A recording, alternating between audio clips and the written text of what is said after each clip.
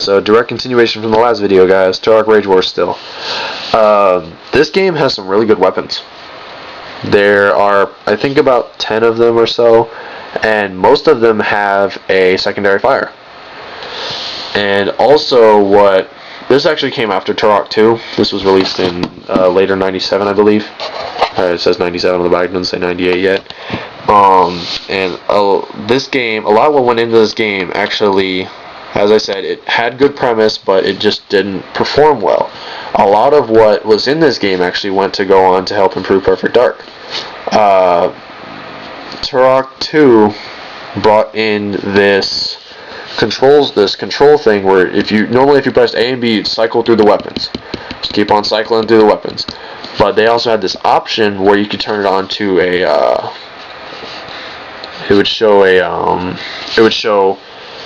I'm just gonna say, this is the center. It would show all the different weapons circled in a big old circle, and you could actually rotate the joystick and choose what weapon you wanted.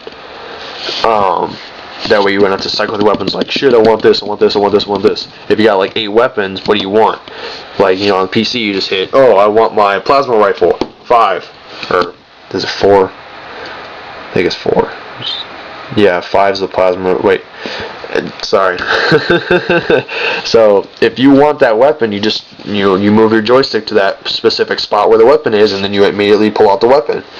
And Rage Wars followed through with that, and so did Perfect Dark. That was actually a really good addition to Perfect Dark. Instead of cycling through the 6 or 7 weapons you can actually hold. So with Rage Wars, there's a few things that I like and a few things that I don't. I like the small arenas. It's very confined combat, so it's very action-packed. Unfortunately, the game does move kind of slow. Not that it lags, it just has a natural slowness to it. One thing that I really wish it had, which many of the other games have, such as Turok, GoldenEye, Perfect Dark, is the ability to speed strafe. Now, for those who don't know what speed strafe is, hold on, let me get my controller. A speed strafe is where you, if you're playing GoldenEye, you move forward or back at the same time that you are strafing. So what you can do is turn yourself.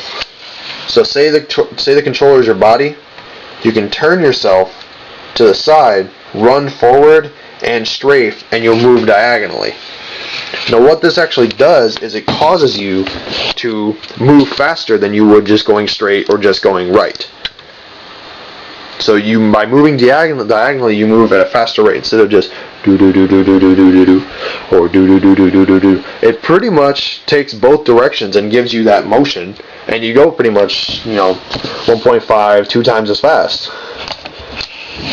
And that is not in this game. I think that could have sped up this game a lot. Yes, it is something that's just kind of in the game. I think it originally started. Well, I don't know if it's as much as a bug as it is just something they wanted to do. In Turok 1, it is actually a ability that you have to use. There are actually jumps that the game teaches you to complete using the speed strafe technique. I think that's kind of cool. But they just kept it around for GoldenEye and Perfect Dark, I'm assuming just because of, I don't know, maybe they just felt that if they pulled it out, gamers would get pissed. Unfortunately, that's not in this game. There's no speed strafe, so that really could have sped up the game as far as multiplayer.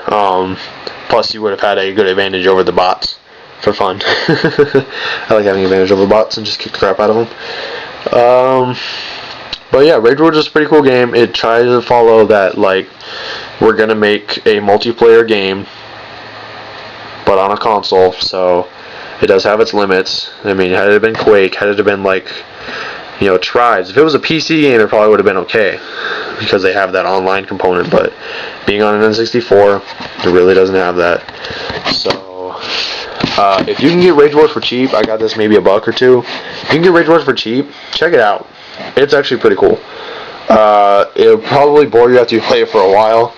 A friend of mine and I were playing this. We played through like 10 or 15 levels, and I really wanted to just kill him. I really wanted to stop playing, but I'm assuming in '97 this was a pretty sweet substitute to GoldenEye, which I'm sure this game went down in price a lot faster than GoldenEye ever did. So if you ran on a budget, you could probably get Turok a lot easier than you get GoldenEye.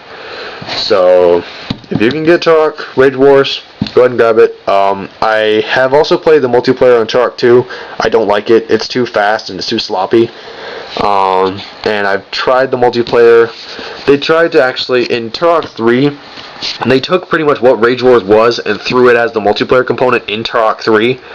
I think Turok 3 is a bit too, it's too fast paced, too sloppy, like I said. This has a much more, like, defined controls where you're looking instead of just real, like, loose and sloppy. I think they did a good job as control wise here. It's just the game itself is a bit slow. The way it was programmed just makes it a slower game. So it's not lag, just a slow game. Next one, guys. Next one. Oh, look at that beautiful N64. I'm actually going to show my controllers and my accessories in some later videos. I'm kind of getting tired of showing N64, but I'm almost done. We got 3 games.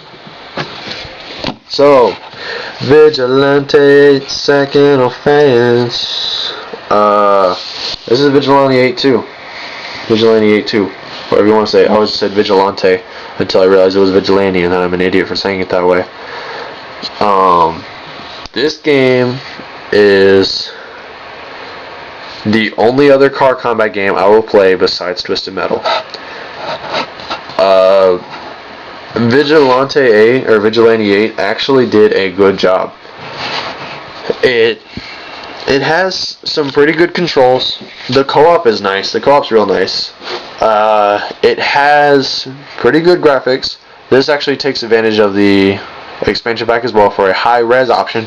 But also there's a cheat which enables what they call ultra-res, which basically takes the game, bumps it up to the 640 480 like I mentioned with Perfect Dark for high-res, and also smooths the crap out of everything.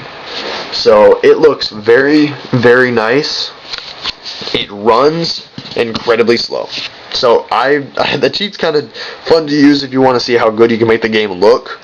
But I only play this game on low res. I don't even play it on high res. I don't even play Perfect Dark on high res anymore. It's a cool game. The controls themselves are a little funky. I think you can change them. But really, it's a pretty neat game. The co-op is nice. There's a lot of characters. One of the cool things about this game, though, is the active way to change your vehicle. There are, oh boy, here we go. I think there's 4. There's 4 different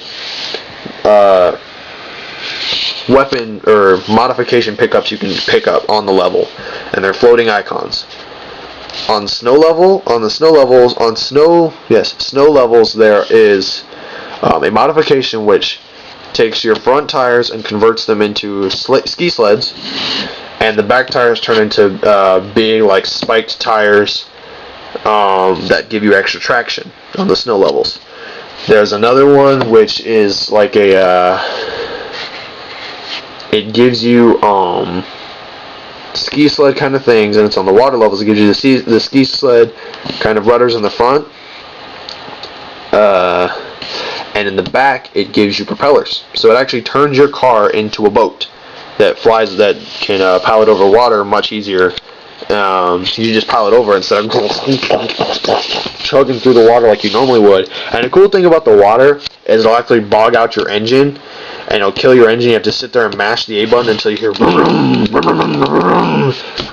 and then your car actually pulls off. So that's kind of cool that you kind of like have to gum out the engine and get all the water out. Video time's running out. Make a next one. Not bad. This is fun though.